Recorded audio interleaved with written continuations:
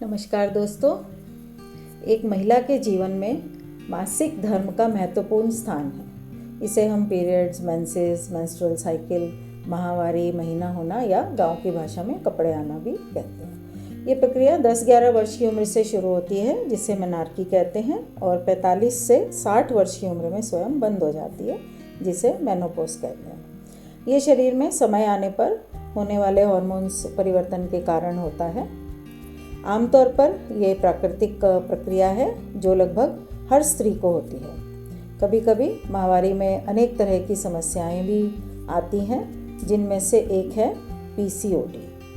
मैं हूं डॉक्टर नीरज शर्मा और आज हमारी चर्चा का विषय भी है पीसीओडी। ये बहुत महत्वपूर्ण विषय है, आखिर तक देखिएगा। साथ ही अगर आपने मेरा चैनल सब्सक्राइब ना किया हो तो अवश्य कर लें, साथ ही लाइक शेयर भी करें और बेल आइकन अवश्य दबाएं ताकि हर नए वीडियो की नोटिफिकेशन आप तक पहुंच जाए। पिछले कुछ वर्षों से पीसीओडी के पेशेंट्स बहुत ज़्यादा देखने को मिल रहे हैं। ये 15 से 30 वर्ष की आयु में अधिक देखने को मिलता है।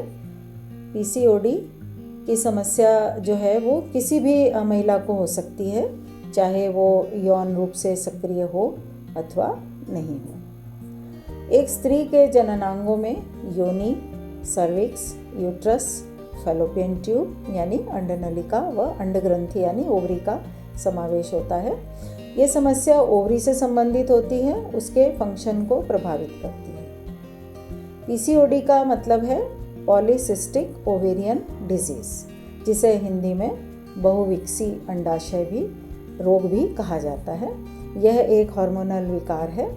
प्रजनन अंग प्रोजेस्टेरोन और एस्ट्रोजन हार्मोन का उत्पादन करते हैं, जो पीरियड्स को नियमित करने में मदद करते हैं, और थोड़ी मात्रा में हार्मोन इनहिबिन, रिलैक्सिन और एंड्रोजन नामक पुरुष हार्मोन भी उत्पादन करते हैं। पीसीओडी में अधिक मात्रा में पुरुष हार्मोन यानी एंड्रोजन का स्राव होता है।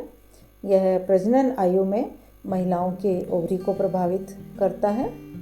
ओवरी अधिक मात्रा में अंडे यानी कि एग उत्पन्न करती है, जो इमैच्योर यानी अपरिपक्व या कम परिपक्व एग रहते हैं, जिससे ये एग्स ओवरी में छोटी छोटी सिस्ट यानी गांठों के रूप में विकसित होने लगते हैं, और इसके कारण महिला को शारीरिक और मानसिक रूप से विभिन्न तरह की समस्याएं पैदा होती हैं।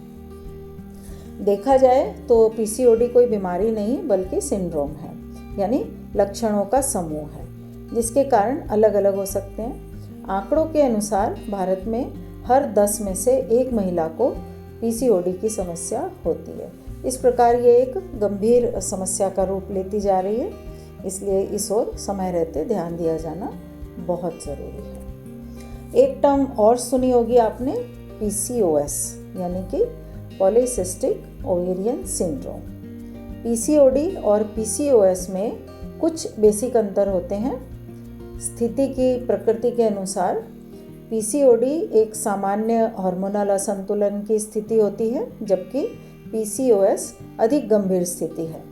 इसमें न केवल ओवरी में सिस्ट बनते हैं, बल्कि हार्मोनल असंतुलन और चयापचय यानी मेटाबॉलिज्म संबंधी समस्याएं भी होती हैं। पीसीओडी में कई इमैच्योर यानी अपरिपक्व या कम मैच्योर एग्स बनते हैं, जबकि पीसीओएस में एग्स बनने की प्रक्रिया ही प्रभावित हो जाती है, यानी एनओवुलेशन की स्थिति आ जाती है या फिर ओवरी एग्स जारी करना बंद कर देती है। पीसीओडी में हल्के सिम्टम होते हैं, जबकि पीसीओएस में अधिक गंभीर सिम्टम जैसे अनियमित पीरियड, मुहासे, चेहरे और शरीर पर बाल बढ़ना और बांझपन जैसी समस्याएं हो सकती हैं। पीसीओएस से पीड़ित महिलाओं को टाइप 2 डायबिटीज़, हृदय रोग और एंडोमेट्रियल कैंसर जैसी गंभीर स्वास्थ्य समस्याएं भी होने का खतरा अधिक होता है। पीसीओडी में जीवन शैली में बदलाव से कंट्रोल किया जा सकता है, जबकि पीसीओएस में लंबा व दवाओं पर आधारित इलाज ज़रूरी होता है। पीसीओडी में आमतौर पर प्रजनन क्षमता पर कम असर होता है। दवाओं की मदद से ओव्यूलेशन हो जाता है और गर्भधारण भी किया जा सकता है, जबकि पीसीओएस में इनफर्टिलिटी यानी बांझपन की संभावना ज़्यादा गंभीर होती है, और अगर वे गर्भवती हो भी जाती हैं तो गर्भपात या समय से पहले जन्म या फिर गर्भावस्था में जटिलताएं होने का खतरा रहता है, यानी कॉम्प्लिकेशंस का खतरा रहता है। पीसीओडी में कोई गंभीर जटिलता नहीं होती है, वहीं पीसीओएस के कारण बाद में टाइप 2 मधुमेह, हृदय रोग, उच्च रक्तचाप और एंडोमेट्रियल कैंसर जैसी गंभीर जटिलताएं हो सकती हैं। शॉर्ट में कहें तो पीसीओडी और पीसीओएस दोनों ही महिलाओं में प्रजनन और हार्मोनल समस्याएं हैं, लेकिन पीसीओएस पीसीओडी से अधिक गंभीर है और इसके कारण सीरियस हेल्थ इश्यूज यानी गंभीर स्वास्थ्य समस्याएं हो सकती हैं। पीसीओडी के कारण क्या क्या हैं ये भी जान लेते हैं। डाइट का बैलेंस सही ना हो तो न्यूट्रिशन की कमी हो सकती है। हार्मोनल इम्बैलेंस यानी एंड्रोजन का अधिक मात्रा में स्राव होना। इसके अलावा इंसुलिन प्रतिरोध यानी शरीर के सेल्स इंसुलिन हार्मोन के प्रति ठीक से रिएक्ट नहीं करते, जिससे ग्लूकोज ठीक से सेल्स यानी कोशिकाओं में नहीं जा पाता है। इससे रक्त में ग्लूकोज का स्तर बढ़ जाता है। इस वजह से पैंक्रियाज बढ़े हुए शुगर के लेवल को कंट्रोल करने के लिए ज़्यादा इंसुलिन बनाने लगता है। यही स्थिति अगर बनी रहे तो यह प्री डायबिटिक और टाइप 2 डायबिटीज़ का कारण बनता है।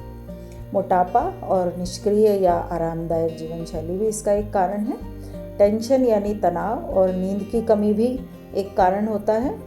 हाल ही में हुए रिसर्च से पता चला है कि पीसीओडी से पीड़ित महिलाओं में हल्की सूजन होती है, जिससे एंड्रोजन स्राव बढ़ जाता है और ब्लड वेसल्स या फिर हार्ट की समस्या हो सकती है।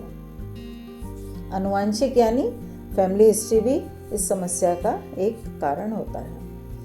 आइए पीसीओडी के लक्षणों पर अब नज़र डाल लेते हैं। इसमें पीरियड्स अनियमित हो जाते हैं या फिर बिल्कुल ही नहीं होते। टेस्टोस्टेरोन के बढ़ने से चेहरे, छाती, पीठ, पेट वगैरह जो शरीर के हिस्से हैं उन पर अनचाहे बाल उगाते हैं, खास करके चेहरे पर। एंड्रोजन बढ़ने से सिर के बाल कभी कभी झड़ने भी लगते हैं। कई बार बाल पतले हो जाते हैं। गंजेपन की स्थिति का भी सामना करना पड़ सकता है। इंसुलिन प्रतिरोध और मेटाबॉलिज्म धीमा हो जाने से वज़न तेज़ी से बढ़ता है और वज़न नियंत्रित कर पाना मुश्किल हो जाता है।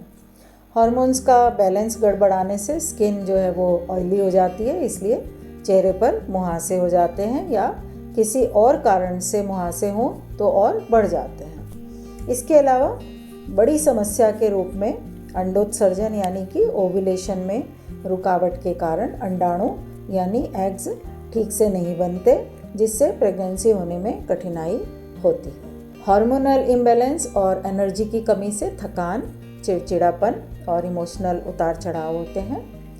अब हमने कारण और लक्षण तो जान लिए, पर इसका पता कैसे लगेगा कि यानी कि डायग्नोस कैसे होगा, ये भी जान लेते हैं कि पीसीओडी है या नहीं। तो जो भी अभी लक्षण बताए हैं, ऐसे लक्षण दिखाई दें तो डॉक्टर से संपर्क करें। डॉक्टर्स जो हैं वो सबसे पहले पेशेंट की मेडिकल हिस्ट्री लेते हैं और साथ ही शारीरिक जांच करते हैं। फिर लक्षण देखकर कुछ जांचों के द्वारा समस्या को जानने की कोशिश करते हैं। चूँकि ये समस्या हार्मोनल इम्बैलेंस के कारण होती है, इसलिए हार्मोन लेवल चेक करने के लिए ब्लड टेस्ट किया जाता है, जिससे एंड्रोजन और इंसुलिन स्तर की जानकारी मिलती है।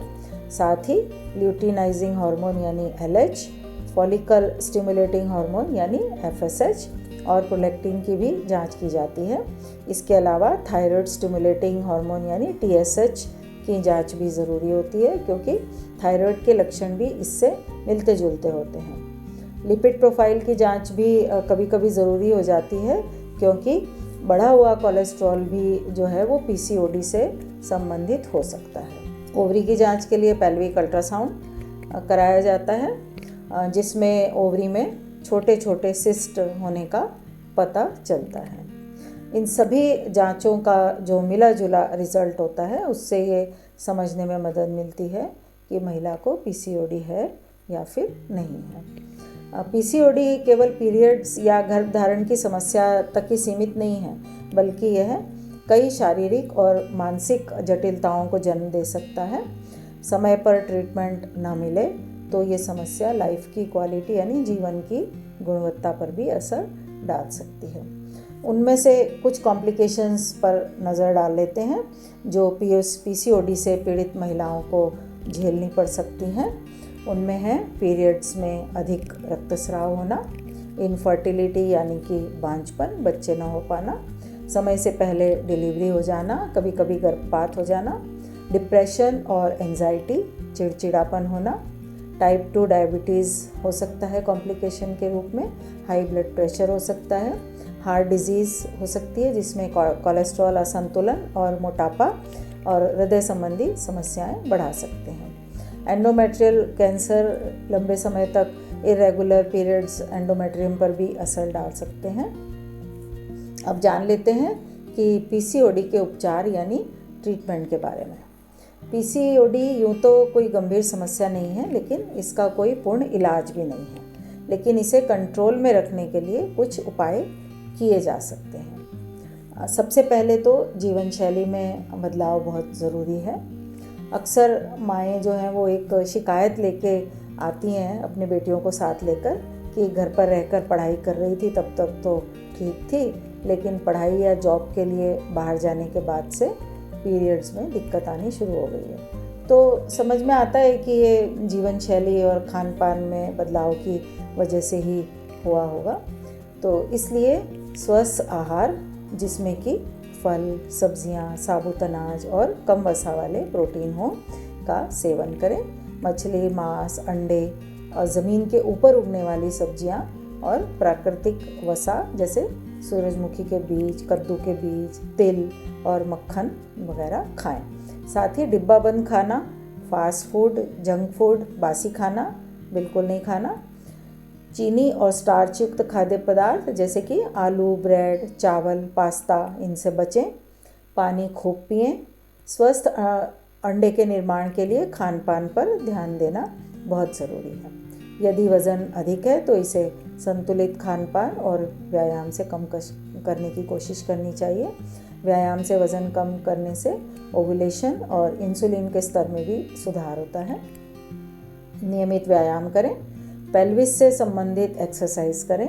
बटरफ्लाई एक्सरसाइज जो है वो ओवरी को एक्टिवेट करने के लिए बहुत फ़ायदेमंद है, ये मैंने पहले भी बताया था। कपालभाति व अनुलोम विलोम प्राणायाम अवश्य करें। तनाव कम करें क्योंकि यह जो है वो पीसीओडी के लक्षणों को बढ़ा सकता है, इसलिए जिस वजह से भी तनाव हो उसे ढूंढने की कोशिश करें और उसे कम करने के तरीके ढूंढें। पूरी नींद लें। पीरियड्स अगर अनियमित हों तो लापरवाही ना करें और समय पर डॉक्टर से संपर्क करें। दवाइयों की बात करें तो हार्मोनल असंतुलन को ठीक करने के लिए दवाएं जैसे कि कॉन्ट्रासेप्टिव पिल्स, जिन्हें हम जन्म नियंत्रण की गोलियां भी कहते हैं, जो मासिक धर्म को नियमित करने और मुहासों और अनचाहे बालों को कम करने में मदद कर सकती हैं। इंसुलिन रेजिस्टेंस कम करने के लिए और स्किन और हेयर से जुड़ी समस्याओं के लिए अलग मेडिकेशन दी जाती है। इसके अलावा समस्या को जांचने के बाद स्थिति के अनुसार जो भी आवश्यक दवाएं डॉक्टर दें वो लेनी चाहिए और सेल्फ मेडिकेशन तो बिल्कुल ना करें। पीसीओएस के ऐसे रोगियों में जिन पर हार्मोनल उपचार का असर नहीं होता, उनमें एक लेप्रोस्कोपिक प्रक्रिया के प्रयोग से ओवरी में एंड्रोजन बनाने वाले टिश्यूज़ को नष्ट करने के लिए ड्रिलिंग भी की जाती है। अन्य भी कुछ उपचार होते हैं, जैसे कि आवश्यकता पड़े तो इनफर्टिलिटी यानी बांझपन के इलाज के लिए ओवुलेशन इंडक्शन दवाओं का प्रयोग किया जा सकता है। आईयूआई, आईवीएफ जैसे इलाज के तरीके को भी अपनाया जा सकता है। तो लबोलुआब ये है कि यदि प्रेगनेंसी होने में दिक्कत हो तो सही समय पर पहचान और इलाज से पीसीओडी को बहुत अच्छी तरह से ट्रीट किया जा सकता है। यदि पीसीओडी है तो डिक्लेयर हो जाता है कि है तो नियमित रूप से डॉक्टर से मिलें। पीसीओडी के लक्षणों को रोकने के लिए और कॉम्प्लिकेशंस यानी जटिलताओं से बचने के लिए नियमित रूप से डॉक्टर से जांच करवाएं। अंत में मैं आप सभी से गुजारिश करना चाहूँगी कि प्लीज़ अपनी बेटियों की परवरिश पर उनकी छोटी उम्र से ही गंभीरतापूर्वक ध्यान दें ताकि जीवन में आगे चलकर प्रजनन संबंधित जो समस्याएं आती हैं उनका सामना न करना पड़े। तो मुझे लगता है कि पीसीओडी के बारे में आपकी शंकाएं ज़रूर दूर हो गई होंगी। तो आज यहाँ विराम लेते हैं, अगली बार फिर मिलेंगे किसी और महत्वपूर्ण विषय के साथ। तब तक के लिए नमस्कार, अपना ख्याल रखिए।